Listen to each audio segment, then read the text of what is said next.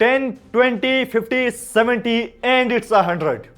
Finally Babar Azam की century आ गई है और इस सेंचुरी का जितना इंतजार किया गया है शायद आज के वक्त में इतना इंतजार किसी का ना किया गया हो। 807 दिन 83 इनिंग बाबर आजम मुसलसल एक ही दरवाजे पे दस्तक दे रहे थे और आखिरकार 807 दिन के बाद वो दरवाजा खुला है बल्कि टूटा है और बाबर आजम ने अपने कैरियर की 20वीं सेंचुरी की है ओडीआई में, जबकि 32वीं सेंचुरी की है अपने टोटल कैरियर में। तीनों फॉर्मेट में मिला के ये उनकी 32वीं सेंचुरी है, जबकि ओडीआई में ये उनकी 20वीं सेंचुरी है। उन्होंने सईद अनवर का रिकॉर्ड बराबर कर दिया है पाकिस्तान की तरफ से सबसे ज्यादा सेंचुरीज करने का। और हैरानकुन तौर पे एक बहुत बड़ा इत्तेफाक हुआ है बाबर आजम की सेंचुरी के साथ। आज विराट कोहली जिन्हें किंग बोला जाता है वो किंग है भी, और पाकिस्तान के लोग बाबर आजम को किंग बोलते हैं और बाबर भी पाकिस्तान के किंग हैं। इन दोनों की जो सेंचुरी आई है वो 83 इनिंग के बाद आई है। इतना बुरा पैच रहा दोनों का, यानी कि विराट कोहली की एक टाइम पे सेंचुरी नहीं आ रही थी, आप सबको याद होगा। तो विराट कोहली की वो सेंचुरी आई थी 83 इनिंग के बाद यानी कि 83, और आज बाबर की भी जो सेंचुरी आ रही है ये आ रही है 83 इनिंग्स के बाद ही।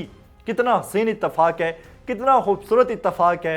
क्या कोई सोच सकता है कि इस तरह का भी इत्तेफाक होगा? और आज जो है वो बाबर आजम के कंधों से एक बहुत बड़ा बोझ उतर गया है और ये जो उनकी सेंचुरी आई है 100 रन 115 बॉल पे सिर्फ 8 चौके। आज बाबर ने स्ट्राइक रोटेट किया है, 8 चौके जो लगाए बहुत ही खूबसूरत थे।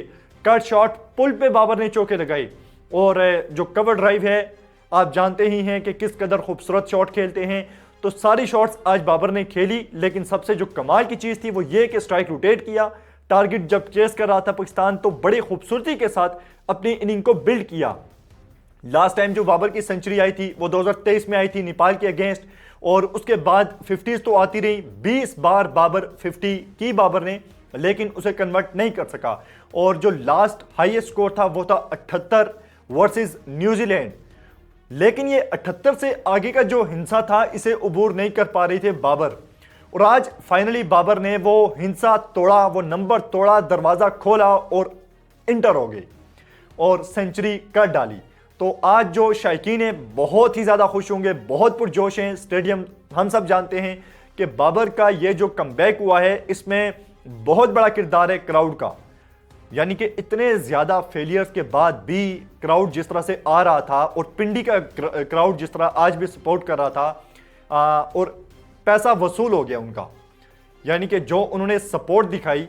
क्योंकि फैसलाबाद, कराची, लाहौर, रावलपिंडी, मतलब सारे स्टेडियम्स में बाबर ने खेला, लेकिन जो सेंचुरी बाबर की देखने को मिली है वो रावलपिंडी के क्राउड को ही मिली है।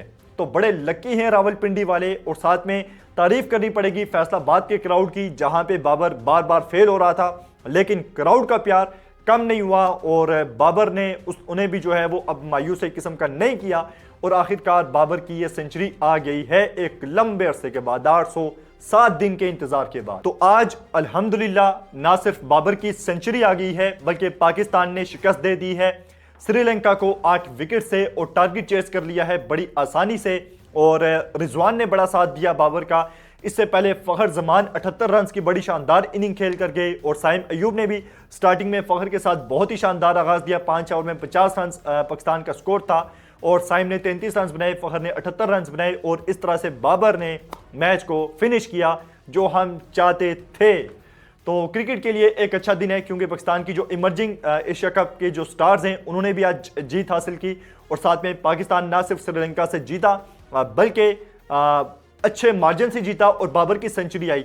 वीडियो के आखिर में श्रीलंकन टीम का शुक्रिया अदा करते हैं कि वो कल चले नहीं गए, वरना ये इंतज़ार और तवील हो जाता। श्रीलंकन टीम अगर ये मैच खेलने के लिए ना रुकती, मोहसिन नकवी साहब उन्हें कायल ना करते तो ये इंतज़ार और बढ़ जाता। लेकिन श्रीलंकन टीम का भी शुक्रिया कि उन्होंने पाकिस्तान पे भरोसा किया और जितना भी प्रोपेगेंडा किया जा रहा था उसमें नहीं आई और पाकिस्तान में रुके और बाबर की सेंचुरी आई।